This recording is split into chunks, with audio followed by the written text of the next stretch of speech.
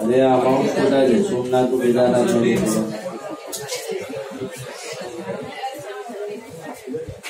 चलो ऐसे है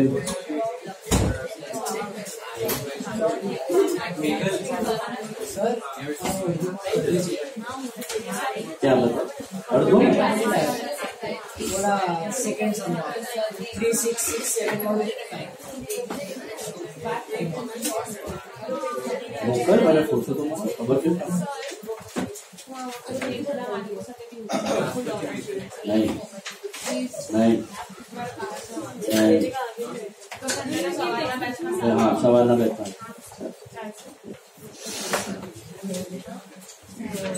सम नंबर 11 ले लो सब लोग 9 sum sorry sum number 9 very important star mark कर लो 9 sum all of you sum number 9 sum very important homework आया सबको any doubt in homework 2 sums थे आंसर्स हो रहे हैं टैली बोलो मेरे को क्या आ रहा है पहला 12 सम में खाली इनकम और एक्सपेंडिचर था ना 16 सम क्या आ रहा है सरप्लस मिला ये और 12 का पूरा था सरप्लस कितना आया capital fund 91,000 and balance sheet मिला homework some answers any doubts खुद से आया सम्स होमवर्क सम आया खुद से आया सबको संभालना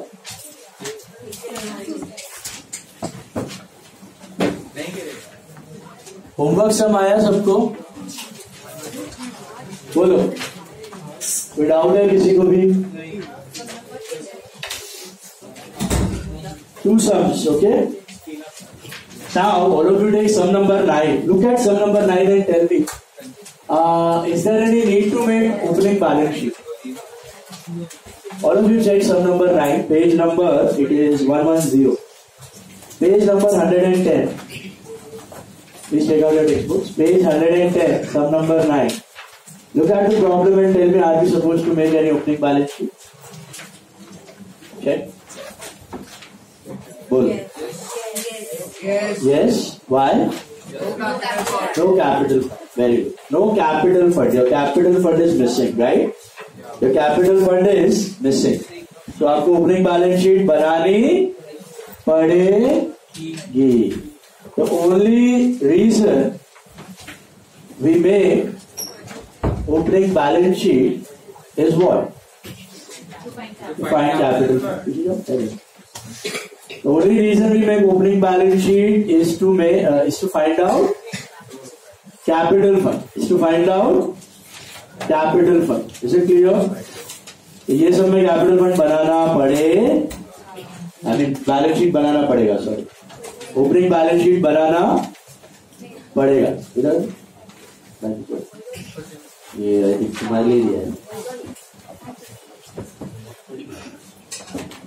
क्यों बना रहे हैं ओपनिंग बैलेंस शीट समझ आया आपको capital fund is missing all of you clear now see 9 सब स्टार मार्क करना बहुत बहुत बहुत इंपॉर्टेंट अत्यंत पेमेंट साइड से चालू करना सबसे पहला item you will find is bank overdraft is it opening balance और closing balance what is it bank opening balance है बैंक ओवरड्राफ्ट का क्या तो बताया था मैंने ओपनिंग बैलेंस कैश दिया है तो कहां जाता है लास्ट ईयर एसेट लेकिन बैंक ओडी दिया तो किधर जाता है last year life bank OD दिया तो लास्ट ईयर लाइफ कैश दिया तो last year asset bank OD दिया है तो it is last years liability got that क्यों last years liability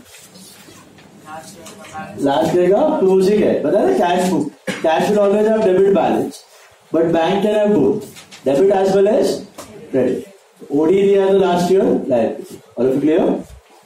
Got it? Now, bank OD 1406, sorry, 1406, that is last year's liability. Then, investment in security. Where do you put investment in securities? Assets. Furniture, assets. Salaries, expense. Stationery and printing, expense. Cost of staging drama, expense. Miscellaneous expense, expense. Balance of cash and bank, asset. Balance of cash and bank, asset. Current year asset, okay? Balance of cash and bank, that's current year asset. Then, come to the receipt side. Cash in hand on 1406. Last year asset, opening balance, right? Opening OD is last year liability and opening cash is last year asset. कोई है क्या उसे सिया? कौन? हेम आ रहा है. इधर है ना राइट साइड पे. So बैक नीचे. Now opening cash will go to last year asset and opening bank OD will go to last year's liability. Have you got that? Now see further. Subscription 3 दिया हुआ है. कुछ click हुआ? Year wise 4, 5, 5, 6. Sorry, 5, 6, 6, 7, 7. What is the current year? 6, 7. 31st March 7. ना मतलब 6, 7 is the current year, right? जो बताओ 5, 6 का अभी मिलने का मतलब क्या? लास्ट ईयर आउटस्टैंडिंग होगा तो किधर जाएगा? Last years asset, receivable of last year. Last years asset LYA. Would you subtract it from current year's? Why? शुद्ध है. शुद्ध मतलब year wise दिया होगा. मिलावटी नहीं है. अंदर पड़ा होता तो मैं माइनस करता. अंदर पड़ा ही नहीं है तो माइनस करने की जरूरत नहीं है. तो एक ही इफेक्ट होगी last year asset. Clear? Then 6, 7 का कहां जाएगा?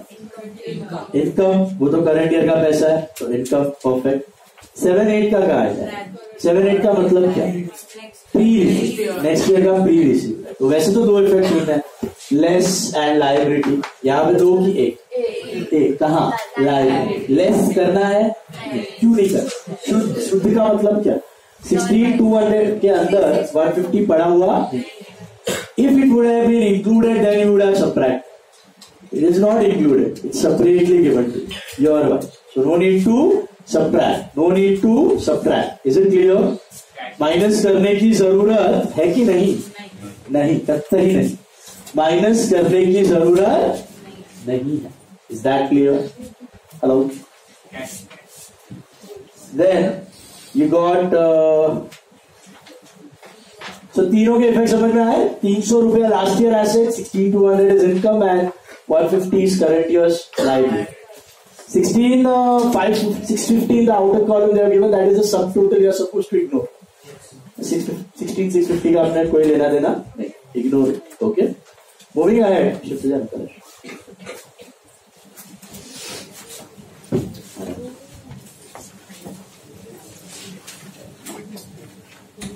बीच के बाद संभालिए. ये किसका है? ये किसका है? Oh, sorry. Then proceeds from drama. Last one. Proceeds from drama. ये बैठ लेंगे. वो आ गया तो? हाँ.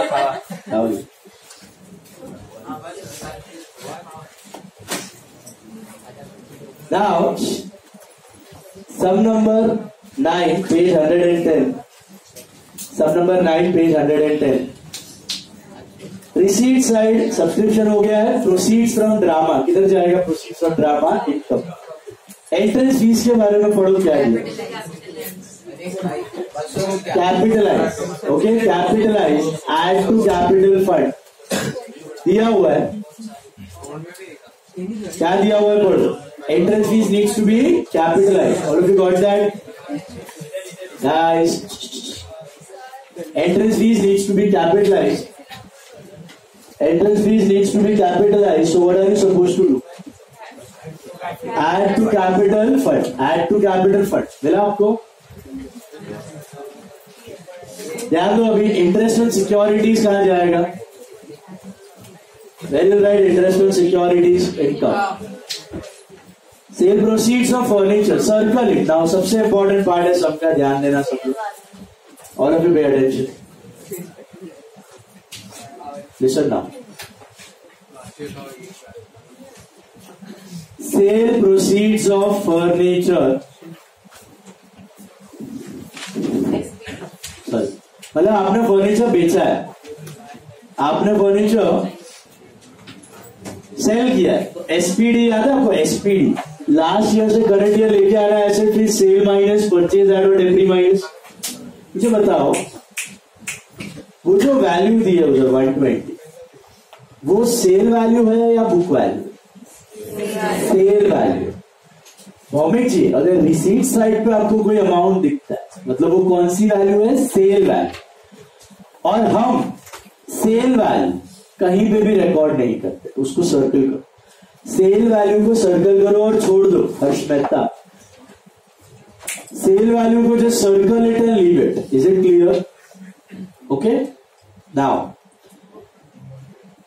सेल वैल्यू तो हो गया. अभी अपने को क्या ढूंढना है? Book value. क्या ढूंढना है?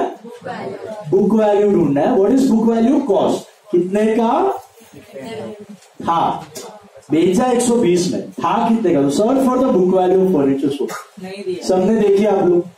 Search for the book value of furniture sold कहीं पर भी दिया है? नहीं दिया है. तो what do we assume in that case? Sale value is equal to book value. Sale value is equal to book value. मतलब no profit, last last some 200 रुपया. Sale value is equal to book value, so no profit no loss. अभी सुनिए, अगर book value दिया होगा 100 रुपया, तो furniture में से कितना माइनस होगा? 100.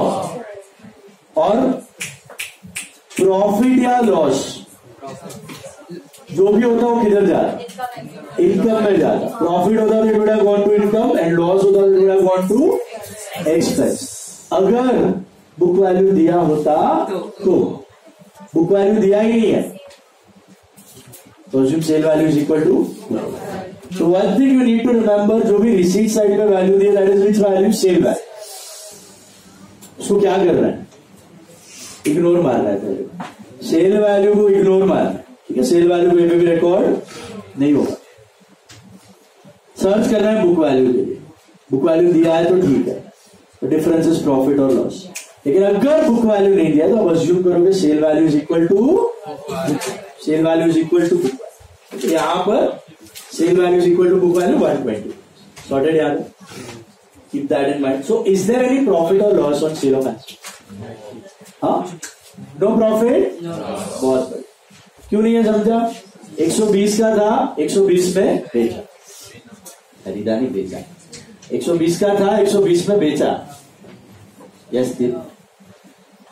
You are required to prepare income and expenditure account of the society and balance sheet as on 31st March 07. The society has 1800 members, each paying annually 10 rupees. 1800 लोग हैं आपके पास, हर एक बंदा 10 रुपया पे कर रहा है. तो आपकी सालाना कमानी कितनी होनी चाहिए? इनकम कितनी होनी चाहिए? 18,000 होनी चाहिए. और if you agree on that, 18,000 होना चाहिए. लेकिन मिला कितना? 16,200 मिला. मतलब 1800 क्या हो? आउटस्टैंडिंग हुआ करंट ईयर का. 1800 is current year outstanding. What do we do current year outstanding? Add to subscription and assets. Add to subscription and assets. Add to subscription and assets. All of you got that? Add to income and assets. 1800. Add to subscription and assets.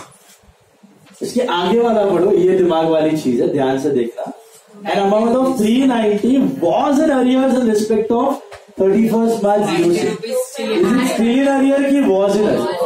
Was मतलब क्या? Total outstanding कितना था? 390. तो current year में कितना आएगा? 300 आया. Current year में 300 रिसीव किया है, तो करंट ईयर एसेट में कितना आ जाए? 990. तो मतलब स्टिल इन अरियर्स कितना हो? 990. फर्क याद है? Was in arrears and still in arrears. Was का मतलब क्या है कि लास्ट ईयर कितना आउटस्टैंडिंग था? 390. लास्ट ईयर कितना आउटस्टैंडिंग था? लास्ट ईयर 390 मिलना बाकी था. उसमें से how much have you receive? कैसे पता चला? रिसीट साइड पे दिया हुआ ऊपर. Can you see on the receipt side? Receipt side पे चेक करो 0656. 5-6 में दिया हुआ 300। क्या बोलना चाह रहे हैं वो लोग कि 390 लास्ट ईयर आउटस्टैंडिंग था, जिसमें से 300 मिला है अभी, तो इसका मतलब क्या 90 अभी भी मिलना बाकी। तो 90 क्या हुआ आपका? Still in arrears. 90 हो गया स्टिल इन अरियर्स। तो actual adjustment amount is not 390, actual adjustment amount is just 90. That is last year asset and current year asset. So last year asset will be 300 plus 90. What is what that? And current year asset only 90. Only 90. But अगर मैं आपको ऐसे बोलूं कि ₹390 is still in arrears, इसका मतलब last year total कितना? 690 आएगा। लास्ट ईयर टोटल आएगा एसेट्स में 690। टिल इन अरियर का मतलब क्या कि लास्ट ईयर भी बाकी था और ये साल भी बाकी। तो last year asset it will be 690, 300 plus 390, उसमें से 300 मिला है, तो current year asset 390। Is it clear? दोनों में फर्क समझा सबको? Till in arrears and was in arrear मतलब टोटल आउटस्टैंडिंग। टिल इन अरियर मतलब लास्ट ईयर भी बाकी था, ये साल भी बाकी। ठीक है, तो यहां पर 90 rupees is still in arrear, not 390। Last year asset and current year asset 90 और वो 300 जाएगा तो टोटल हो जाएगा 390 in the last year. Then stock of stationery on 31st March 06 is 121, 31st March 07 is 87. What do you mean by stock? Opening and closing. What are stocks prepaid? What do you do the two effects of closing stock? Closing. Less Minus expense and asset. Current year's prepaid. That's current year's closing. Less an asset. What about opening stock? Add and last year's asset. What is opening stock? Last year's prepaid. तो आपने last year ये साल का पैसा दे दिया था, last year आपने ये साल का पेमेंट कर दिया था, लेकिन एक्सपेंस कौन से साल? ये साल, इसलिए ऐड। तो add opening and less closing. Expense में ऐड ओपनिंग लेस क्लोजिंग, और ओपनिंग का दूसरा effect last year asset, closing का दूसरा इफेक्ट करंट ईयर एसेट। लिख दो उधर, add opening less closing, add opening last year asset, closing current year asset. Entries needs to be capitalized. We have already seen that. Salary of 550 for the month of March is outstanding. क्या करना है? Outstanding salary, add to salary and liability. Expenses accruing, ये सबसे important है, ध्यान से पढ़ना सब लोग। Expenses accruing up to 31st March 06 amounted to 132. Expenses accrued मतलब क्या? Outstanding. Up to 31st March 06 are 132. तो कौन सा outstanding है? Last year की current. पक्का? 31st March 06 मतलब लास्ट ईयर का outstanding. Absolutely right. How many effects? 1 और 2? 2 इफेक्ट्स। एक तो लास्ट ईयर लाइबिलिटी, और लेस करना है कि नहीं? करना है कि नहीं? शुद्ध है कि अशुद्ध? कौन सा एक्सपेंस है देखो जरा। मिसलेनियस ईयर वाइज दिया है, मतलब अशुद्ध है, मिलावटी है। मतलब क्या? वो जो मिसलेनियस एक्सपेंस का अमाउंट है 1420, वो पेड है, पेड। इतना पे किया आपने इस साल, तो वो 1420 जब पे करना शुरू किया होगा तो सबसे पहले क्या पे किया? लास्ट ईयर का, फिर करंट ईयर का, और फिर नेक्स्ट ईयर का। तो दैट 1420 इट इंक्लूड्स दैट 132। ये पहले आपने लास्ट ईयर का पेमेंट चालू किया होगा, है ना? तो क्या मैं वही 1420 यहाँ पे लिख दूं एक्सपेंस? इधर क्या दिखना है? करंट ईयर का एक्सपेंस, इनकर्ड एक्सपेंस। 1420 में 132 तो लास्ट ईयर का पड़ा हुआ है, तो what should I do? That's why you subtract. समझ आया? लेकिन अगर मिसलेनियस एक्सपेंस ईयर वाइज दिया होता, लास्ट ईयर का अलग, करंट ईयर का अलग, तो माइनस कर देगा, तो सीधा लास्ट ईयर आए, तो माइनस करने की जरूरत। समझा? ईयर वाइज दिया है तो माइनस करने की जरूरत। ईयर वाइज नहीं दिया है ना, मिलावट है, भेलपुरी है, अशुद्ध है, तो आपको क्या करना पड़ेगा? माइनस करना पड़ेगा। What are the two effects of outstanding expenses of last year? Equalness from expense and liabilities of last. Got it all of you? Society has paid, ये भी इंपॉर्टेंट है, इंग्लिश है, ध्यान से पढ़ना।